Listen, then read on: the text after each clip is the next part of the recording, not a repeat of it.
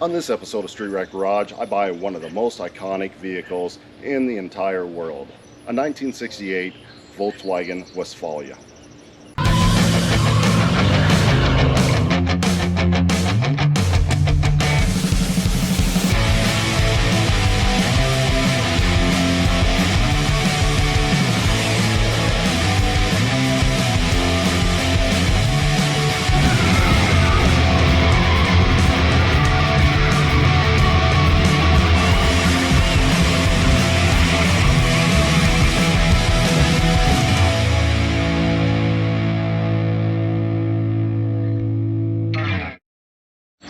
So I just picked up this 1968 Volkswagen bus.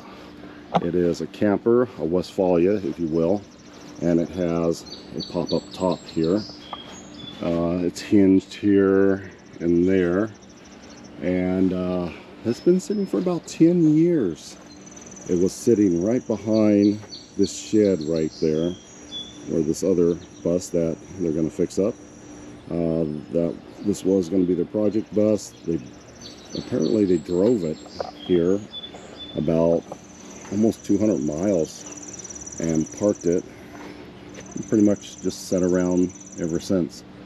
And yeah, as you can see, it's covered with moss and tree sap and all sorts of fun stuff. As far as the body is in okay shape. I mean, there's quite a bit of rusting, paint flaking, chipping, old body work. Got a couple of rust holes here and there, but everything appears to be there and in okay-ish shape. So we have a little thin path right there, just big enough for me to drive the truck up to. Not sure if we can get this started, but we're going to give it a little bit of a try. Air up these tires. Worst case scenario, we'll just pull it backwards and load it on the trailer. But it'd be nice to get this to run. So yeah, let's get into it. This right here is your engine compartment area. I'm just going to open up this slowly to make sure nothing jumps out. When I first got here, I tried the engine to see if it would spin over by hand, and it did. You can see this white residue is actually from the pulley. This belt was wrapped around, this area was wrapped around the bottom there, and the corrosion from this aluminum pulley, you know, saturated this belt. You can see it's not like that on that side, so that's where I turned it over and make sure that the engine was not locked up. This is a 1600 dual port engine, as you can see by, it has two intake runners on each side. This is a replacement engine. It would normally have some numbers right here below the alternator stand, which this one does not. So that's indicating to me that at some point somebody has swapped out the engine in this, or manufacturer rebuild at one point. So yeah, I'm not sure if this is going to run or not, but we'll give it a try. I'm noticing that there seems to be a bit of a break in the distributor cap, which I can feel around back here, so that may give us some issues. Yeah, we can get a little spark and a little fire. We'll see what she can do. Well, first thing we're going to do is we're going to try and air up these tires. One on that side, two on that side are aired up and holding air, and I'm going to attempt to air up these two, see if she won't hold air for a little while, so we can at least get it on the trailer. This one's coming up. If we can get that one to come up, we'll be doing good. Okay, while we air up those tires, I want to try to get this door open. The track's a little bit sticky, so I'm going to PV blast the track here.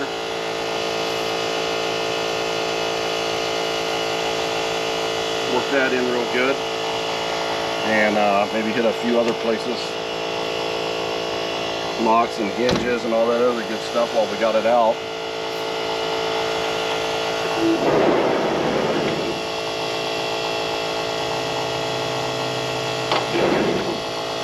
There's a track on the bottom here too. That'll help us slide for now. We really need to put some grease on that. This is gonna dry up eventually, but it'll work now to get it opened up so we can see what we got. So let's have a look on the inside and see what we have. Well, it is a complete mess inside of here. This is pretty bad. Now this top, what's called a door mobile top, it's got vents, windows in it that most of them, at least in the United States, did not have. It was more common over there in Europe, but for whatever reason they didn't have a whole lot of them here, so that's a plus. There is sometimes a sink right here, and I don't know if this one's missing or if this didn't come with it. I'm not sure, but it'd be nice to have a little sink here with a little ice box below it. That would be cool. Let's see what we got in this. Anything jumping out? Nope. We seem to have a spare window. You hang your clothes and a little extra storage in there. This right here, if you can see it, this is actually a cot that unrolls, and you can put it. It goes right there, and those catches right there. I can't remember if it goes forwards or if it comes backwards to a couple other catches somewhere that I don't see right now. But anyway, it might be those catches up there in the very corner. But that is for like a child or somebody small, you know, 50-ish pounds, probably no more weight than that to hold up. But a little extra room. This bed, this is also a fold out couch, Z bars down, and this table, you can see that peg right there that lets up. The table folds down. You fold out the bed. You've got a couple people that sleeps there as well. So you got at least one family that can camp in this overnight. Plus that top, it goes up, and sometimes you can have a cot up there as well. We'll have to look and see what we have up there later. But I'm getting the front tire aired up now. The back one was okay. I just want to check the pressure on this because I don't want to add too much pressure in an old dry rotted tire. But we can check out the front real quick, as most of these are, until, you know what, I can't remember when they came in with automatics, 78, 79-ish, somewhere in there. Somebody can tell me. If you know the answer to that, just toss it down in the comments below. When did they start putting automatics in bay window buses? But speaking of bay window buses, this is the first year of the bay window bus, 1968. Before that, 1967 and below, they were a little bit thinner, and there was a bar that went right through the middle of the windshield. You had two separate pieces of glass, and you had the iconic V in the front of it instead of the flat fascia right there. But 68, it's a good year for the bay windows. It also has the lights down low, 68, 69. I think the 72, they were down low. I think in 73, they went up. Square ones right there. It took a little damage here in the back. You got a dent here. That tail light's broken. Actually, that one's broken too. The early models, the tail light backup lights are all separate. Later models, they came in with one big tail light. And there's another way you can tell the difference in between the bay windows, early and late model. Plus this has the what's called the wide 5 rims on it. Later years they went to a smaller bolt pattern 5 lug rim on it. So this is the same style as the 67 and below bus rims, and pretty much all the VW Bugs. Now, I got a battery here. I just pulled it out of the barn. I didn't test it or anything, so it's probably dead, but we're gonna hook jumper cables up to it. I found the ground strap. It's just one strap right to the body. Not in very good shape. I'm not sure if this is gonna work worth a darn or not, but I'm gonna toss this battery in here and try it. I don't want to stay out here too long. It is starting to get hot already.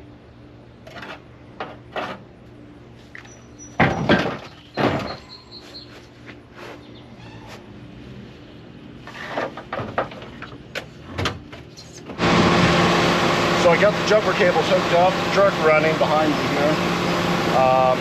I'm not getting any juice to the vehicle, so these cables have been sitting around. I don't have any wire brushes on me, so I'm just going to take a screwdriver and scrape the inside of these connections to see if I can't get a little connectivity.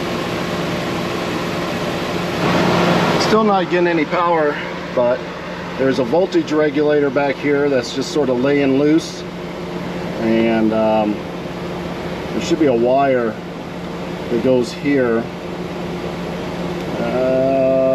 It looks like this wire. So this wire should be connected to this terminal right there.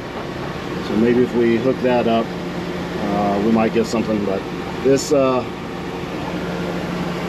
voltage regulator should be mounted back here, and it's not. So we may have some issues. Maybe one of the problems why it was parked, the voltage regulator might be out, so, or have some bad connections, and we're not getting power into the cab. So I'm going to connect that real quick and see if we get power. Well, we seem to have an electrical issue, probably something with the starter wire solenoid, but not going to get her fired up right here. So I'm going to go ahead and just pull her out, get her loaded on a trailer before it gets too much hotter this morning. And then once we get it on a trailer, we'll be able to see a little bit better under it, and maybe we can work out something on the way home or in the driveway and start her up on the trailer. But we got to get out of here, get out of these people's yard, and get this loaded up on the trailer. So let's get that taken care of.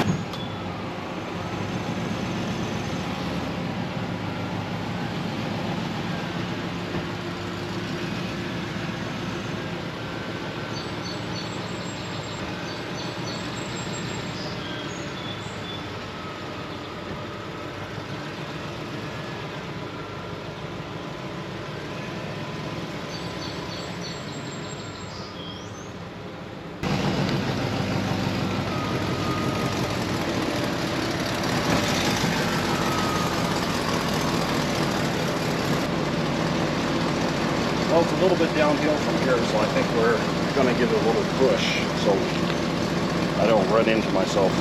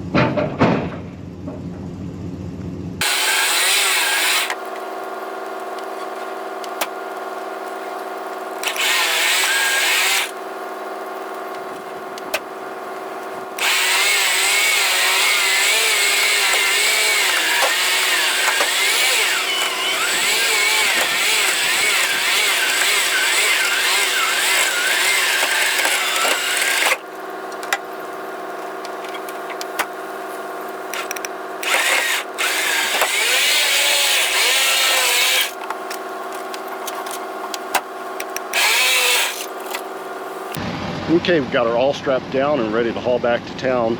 I'm going to stop and get some gas, and pretty sure that somebody's going to talk to me about it. Come up and say, hey, I had one of those, or my dad had one of those, or I went to a concert in one of those. Something like that.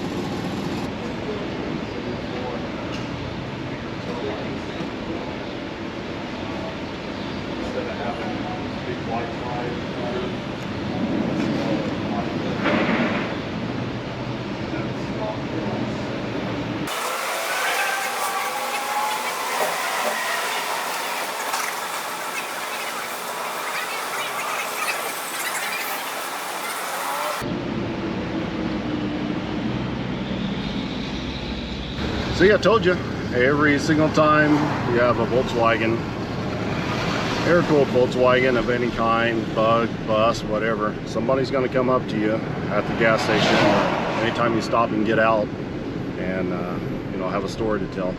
So this gentleman, real nice guy, as most Volkswagen people are. He asked what year it was. His parents had one. He used to ride around in one as a kid. So, like I said, you either own one, your parents own one, you rode around in one, you went to a concert in one of those things. His parents owned one and he rode around in one. There you go. If you don't like talking to people, don't drive a Volkswagen air-cooled, because every single time you stop, somebody's going to want to talk to you about it. It's a good way to make friends.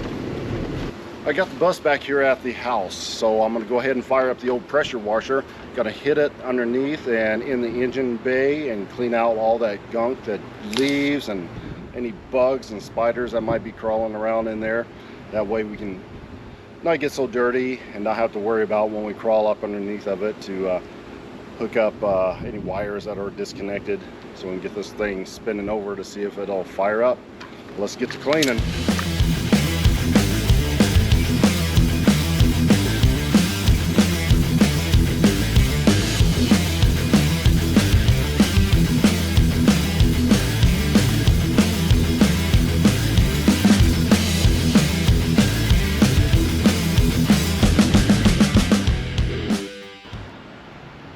Well, that cleans up the underside, so as hot as it is, it's going to be dry very quickly. So let it dry out, then I'm going to crawl under there and see what the deal is with the wiring and see if we can't make some noise. Now, the master cylinder on a Volkswagen bus and a lot of air-cooled is connected directly to the brake pedal. This is the reservoir all the way up here. There's a line that runs down, and the brake master cylinder itself is, you can see it, it's right there under, and that's the rod that's coming down from the brake pedal, the plunger. So that's the, right there, that's the master cylinder and the main body of the master cylinder. Okay, let's add a little brake fluid and see what spills out. Yep.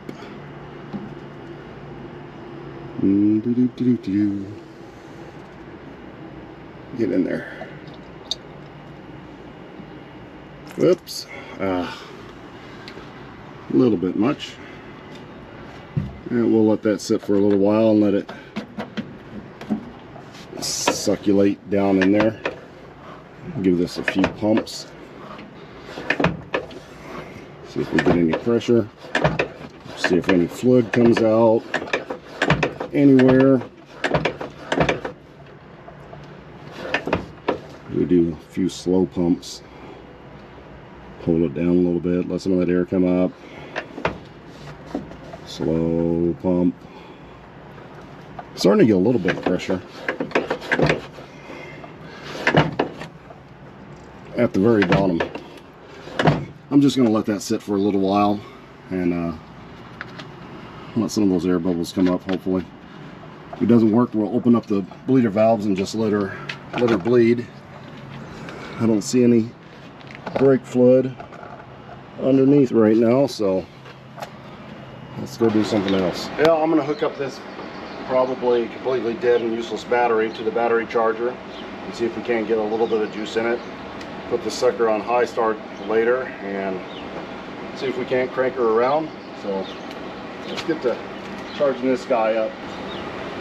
So of course the engine on the Volkswagen is located in the back, so that's where the starter is located.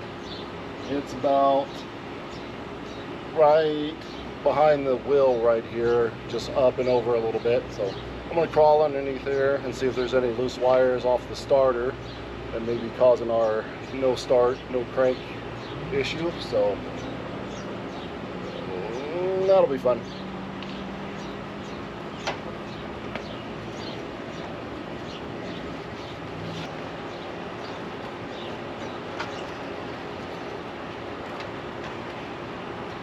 Okay, it looks like we got one wire off and one loose terminal nut.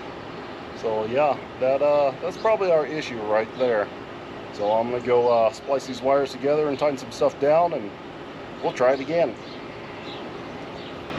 Okay, well, here's at least part of the issue. One of the wires that goes to the main terminal has been replaced with one of these cheapy ring terminals that's a lot thinner than what you would have used from the factory. So Volkswagens are super easy to work on, and that invites a lot of amateur mechanics to go ahead and fix their own vehicle and use whatever they have lying around, because you know they don't know. So somebody just went down to the auto parts store, bought a cheap ring terminal, crunched it on there. They probably had to replace the starter, and that wire broke, the terminal broke, so they just went and got a cheapy one and put on there, and it failed. So I'm gonna go ahead and put another cheapy one right on there, so the next guy in line will find this and say exactly the same thing I just told you. Well, I'm now getting power into the cabin. Still, I've tried to turn the key and it's not activating the starter, so I could still have some corroded wires at the starter or some other place, or break somewhere. So I'm gonna go ahead and use my Lone Wolf Beta and try to bump the starter from underneath of the truck, the bus, and it's already strapped down really good to the trailer here. I double checked and make sure it's in neutral, because I do have the key on, and there is a slim possibility that it'll fire, because I went ahead and threw some gasoline down the carburetor before in anticipation of it firing up. So yeah, there's that. So let me crawl under here and give her a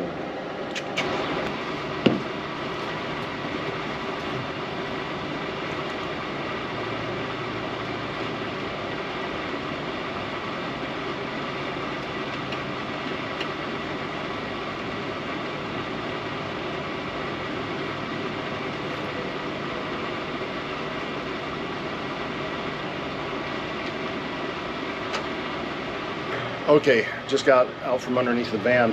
The GoPro actually shut down because it's that hot out here. It overheated, had to go inside and cool her down a little bit. But I was having problems getting it to turn over. It sparked a little bit, it clicked. I found that another ring terminal was sort of just corroded, the one that was loose. I tightened it down, but it wasn't making good contact, so I had to go and wiggle it around and get some contact on it, and hit it with a screwdriver, and it cranked over a few times. So that may have been the problem. So I'm going to go try the key one more time here and see if she cranks over. And everything's still hooked up on the ignition system. So I poured some gas in the carburetor a while ago. So maybe it'll fire or make a little noise or something. We'll go try that real quick.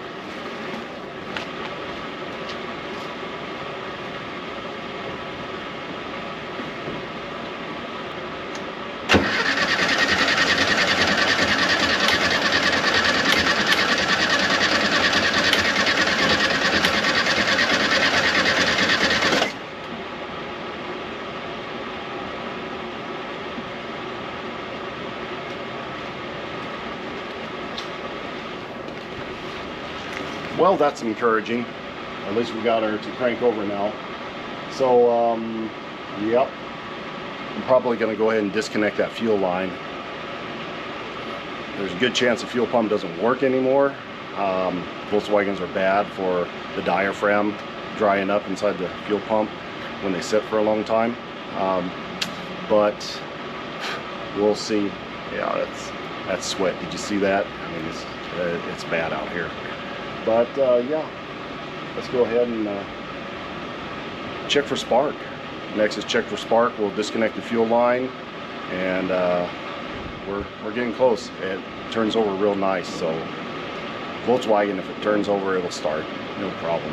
Well, now that we got it cranking around, we're gonna see if we have some spark, which I seriously doubt if we have. Anytime you have a point system that's been sitting around for years and years, it gets corrosion in between those points, and then you don't get any spark. So usually, almost every time, if it's been sitting more than like maybe 2 years, maybe even a year sometimes, maybe even 6 months with really humid or clammy conditions, that moisture just gets in there and just corrodes those contacts, and you're done. That's why it's good to run a electronic distributor of some sort. Definitely helps. Okay, well, let's get in here and yeah, well, yeah, no. What happened there? Why would that even be like in the little buttons pushed in too? Huh. That is odd. I have no idea why that would happen. The rotor. The rotor seems to be just fine. Huh. Okay, well, that's an issue. Check for spark. Now we're going to open up the points here and see if we have any spark at all. Any spark. Which we when we open up the points, come on, can't see in there. It's a little blurry, but I'm opening up the points and nothing's happening.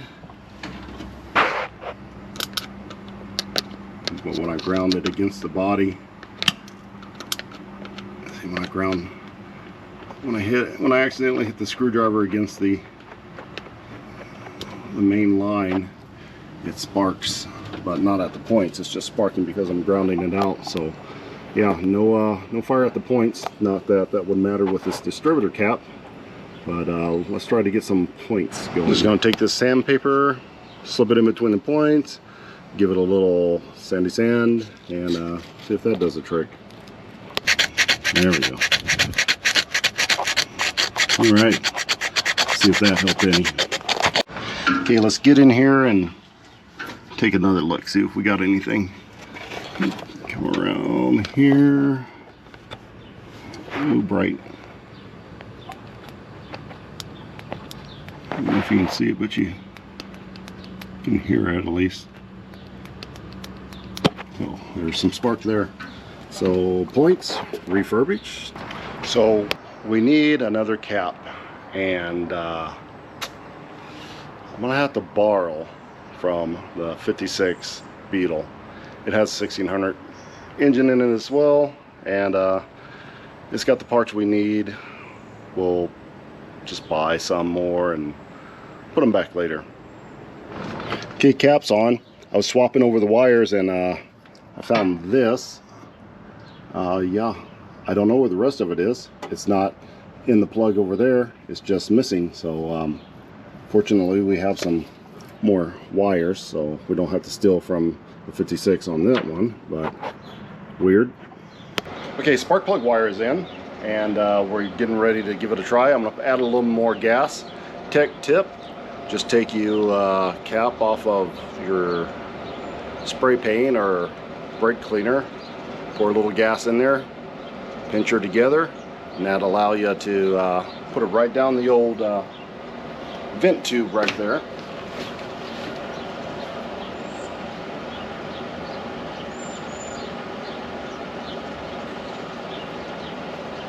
We're close to it. A little bit difficult when you're leaning in there, but okay, I'm going to jump in here. I'm going to give it a try, and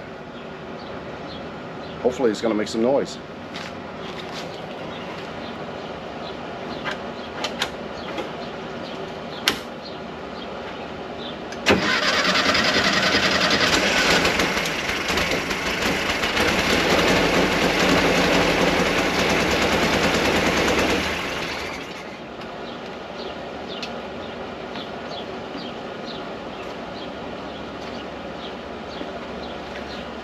And just like that, boom, it runs. That was the first try. I didn't get it set up before. We just added spark, a little gas, and like I told you, it's a Volkswagen engine. As long as it turns over, it'll start.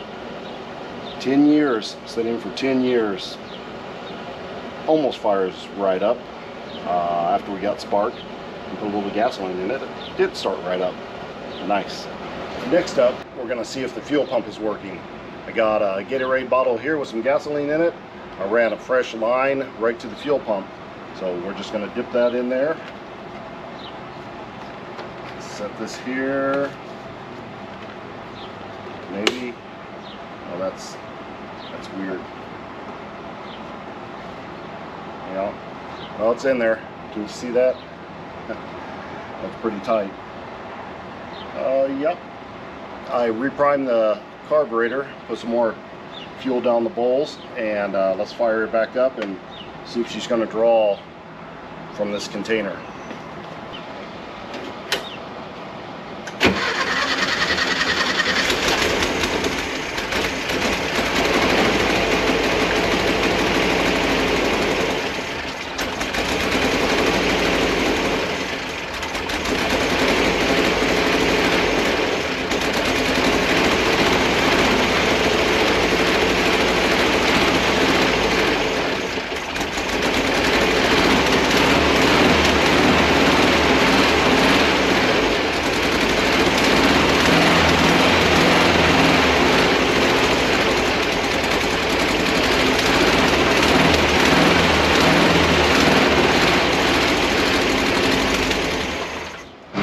Well, I think that's all we're going to run it for right now.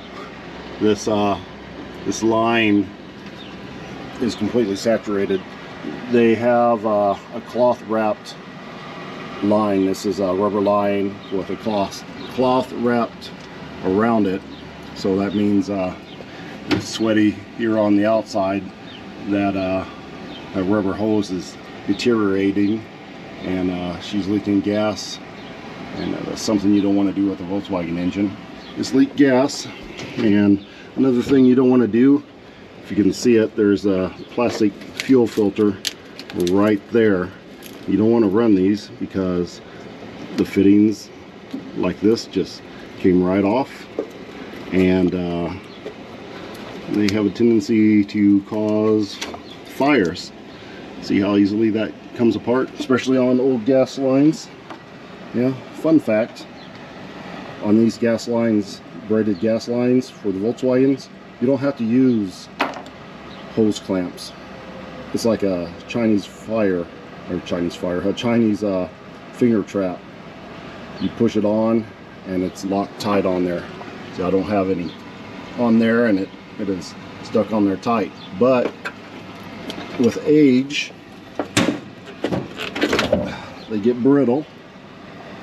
And you can see how bad that one is. You can just hear it break. That's how brittle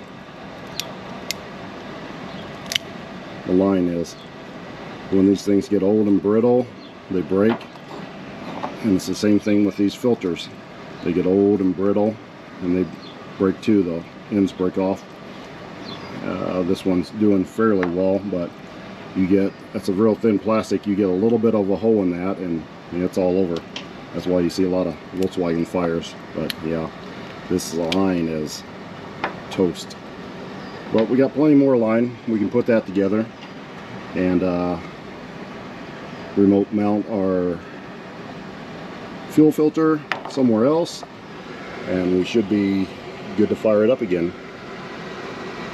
Okay, so it's the next day, and I just got done doing all the lines from the fuel tank all the way to the carburetor, and I put the fuel filter before the fuel pump instead of after the fuel pump, because you don't want junk going through the fuel pump. You don't want the stuff going through the carburetor, but you definitely don't want to go in through the fuel pump. So clean fuel into the fuel pump, and the fuel pump's going to pump clean fuel into the carburetor. So that's good to go. I'm going to go ahead, and it's low on oil. Volkswagens only hold about 2.5 quarts of oil to begin with, so instead of changing it right now, we're going to go ahead and make sure it's full, and cycle it a few times and get any debris that's inside the engine out of there. Then we'll change the oil again and go from there. But yeah, let me add some oil to this real quick, and then we'll get her fired back up.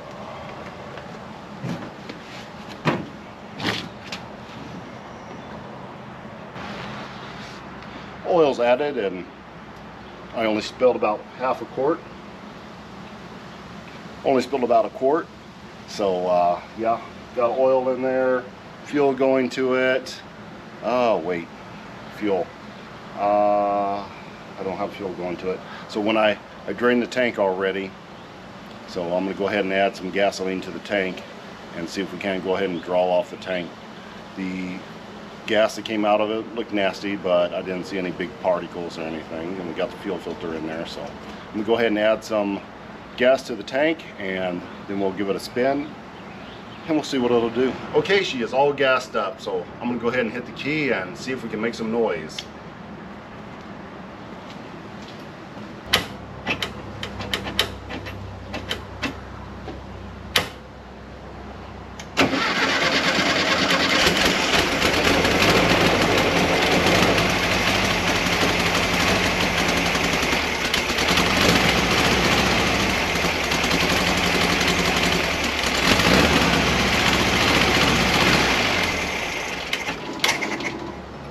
Okay, I have some noises going on, and I'm just going to check and see if we have any fuel leaks. Volkswagens love to leak fuel. We got the fire extinguisher on standby just in case, because things like to burn down. Electrical issues, fueling issues, issues. Not sure if that's getting fuel yet or not. I'm just gonna tip in a little bit more. Give her another try.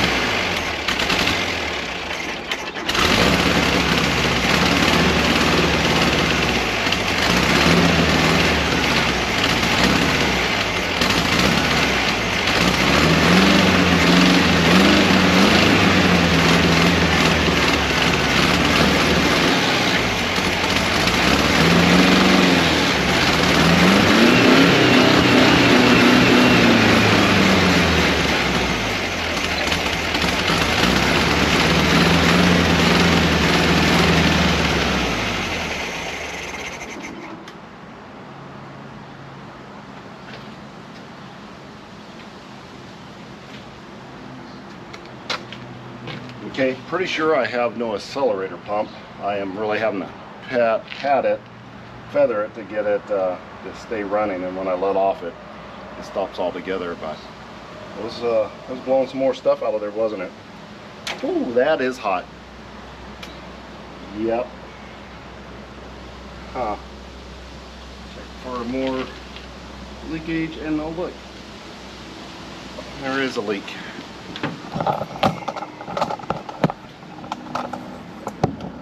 Here's a nice little oil leak right there. Don't know where that's coming from. But probably the rear seal of the block. That could be an issue. We might be taking this engine out of the bus before we do any driving. Yay, fun. Okay, it's time to unload it. I'm going to do that under its own power, and hopefully it's going to have enough brakes to stop. All right, now it's time for the first mini drive in 10 years.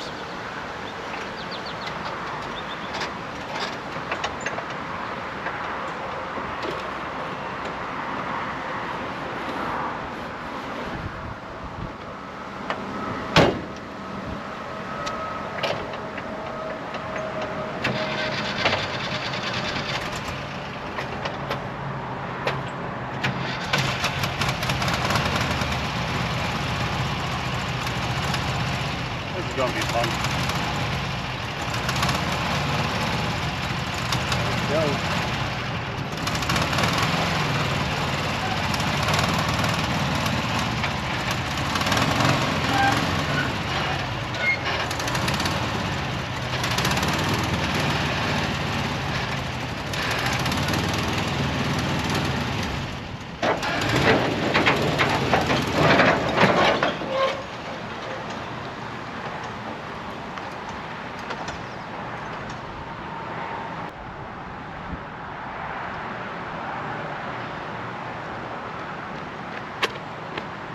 Okay, zero brakes.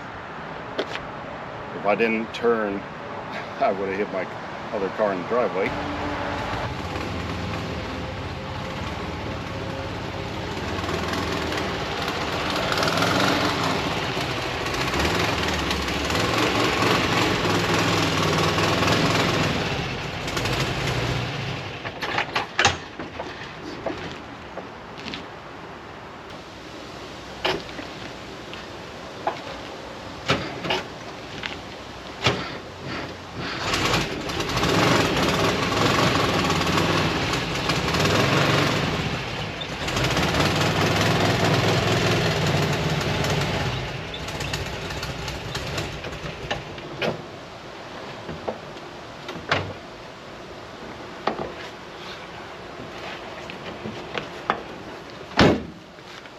Perfect. Well, after 10 years of sitting, it is technically alive once more. So next thing we need to do is work on the brakes. But I'm gonna have to order some parts. So we'll take one quick look around again on this, and we'll go through what we need to do on this and formulate a game plan. So as far as exterior goes, we're not gonna do a whole lot of work. We may patch this up with some Bondo or Bondo fiberglass. We're not going to put too much effort into it, or we might just leave it alone. It adds character. It's got a couple holes like I pointed out when I picked it up, but I was looking at the paint, and there's some 1, 2, looks like 3 different coats of paint on this. If we look on the inside, this is all a maroonish color. Underneath the dash, that's all the original color right there. So even has some silver that's been sprayed on the inside. So right here you can see a big chunk of the maroon coming through. The primer, the whatever this was, maybe some sort of red, whatever this turquoise stuff is, whatever that green stuff is there, whatever that yellow stuff is there. Graphics, I don't know what was going on there, but we'll hit it with a power washer, see how much of that stuff we can spray off. And yeah, we're gonna have to spray and scrub this top. Spray and scrub all of this stuff. See how much of this overlapping paint we can get off. All this rust. We're gonna power wash all that. You can see how scaly this is, how crusty that is. It is a mess. You can really see up top all the, I don't know, what is that right there? That is some sort of fungus growing on there all over this bus. So yep, and the inside as well. Again, it's got this house carpet in there. Definitely gonna pull that out, throw it away, maybe go get some more house carpet. It seemed to work fine. See what we can do about repairing this seat. Looks like some animals got to it to build some nests that we'll probably find. And yeah, vacuum everything out of here, clean up all this good stuff, and we're gonna see if we can't pop open this top. This is the back end real quick. Yeah, that's not too awful. Has a spare tire. That's a plus. Wonder what's in here. Whoa. Ah, nothing jumped out. You see anything in there? Nothing? Okay. Well, not too bad. Not too shabby. We don't have any headliner left. And yeah, we got a lot of nastiness to clean out of here. This is going to be fun? Question mark. So that's going to wrap it up for this episode of Street Rack Garage. We got the 1968 VW bus running. We got it moving, not stopping, but 2 out of 3 is not bad. So next episode we'll go ahead and tackle the exterior and get it power washed and cleaned up a little bit. So make sure to like, share, and subscribe to see more. Until next time.